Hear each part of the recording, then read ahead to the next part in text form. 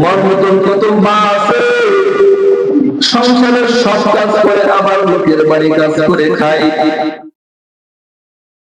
লোকের বাড়ি কাজ করে খায়, সারাটা দিন লোকের বাড়ি কাজ করে। দুইটা তিনটা সন্তান আল্লাহ দিয়েছে, দুইটা তিনটা সন্তানকে কোরআনের হাফেজ বানানোর জন্য মাদ্রাসায় ভর্তি করাইছে।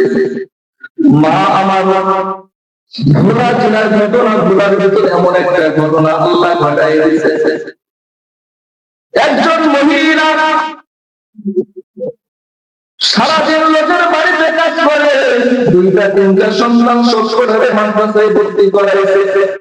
মাদ্রাসায় ভর্তি করার পর মা লোকের বাড়ি কাজ করে সন্তানদের ভালো খাবারের ব্যবস্থা করতে পারে না,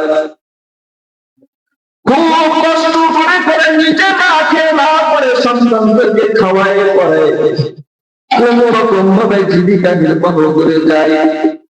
হঠাৎ করে একদিন আল্লাহর বান্দী মৃত্যু সরকারি পড়ে গেলেন। মৃত্যু সরকারি করতে দেরি হয়, কোরআনের হাফেজ গুলো মায়ের পাশে বসে বসে কোরআনে কারিমের তেলাওয়াত করতেছে। মায়ের পাশে বসে কেউ সূরা ইয়াসিন তেলাওয়াত করে, কেউ সূরা রহমান তেলাওয়াত করে, কেউ সূরা মুলক তেলাওয়াত করে। মা আমার কোরআন তেলাওয়াত শুনতে শুনতে কোন সময় যাবে আজরাইল আলাইহিস সালাতু ওয়াস সালাম শেষে মুলাকাত সাক্ষাৎ হয়ে যায়। আজরাইল আলাইহিস সালাতু ওয়াস সালামের সাথে সাক্ষাৎ হয়ে যায় মানে দুনিয়া থেকে বিদায় নিয়ে চলে যায়। বড় সন্তানগুলো বলছে মা দুনিয়ায় নাই, মায়ের এবার কাপন কাপন শেষ হয়ে গেল। গভীর রজনীতে দেখে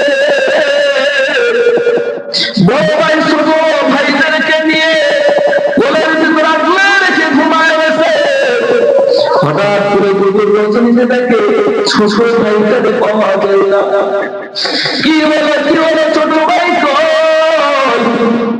না জানি কোথায় হারায় গেছে। ছোট মা মায়ের কোলে থাকতো। হঠাৎ করে ছোট ভাইয়ের খোঁজ করতে গিয়ে দেখে ছোট ভাই অন্য কোথাও নাই। মায়ের কবরের চটপট করে আল্লাহ দেখে, আল্লাহ আমার মা কত কষ্ট করে আমাদেরকে লালন পালন করতো, কত কষ্ট না আমার মা দুনিয়ায় করছে। আল্লাহ আজকে জানি না আমার মায়ের কবরের কি হাল। আল্লাহ তুমি আমাদের মাকে মাফ করিয়া দাও।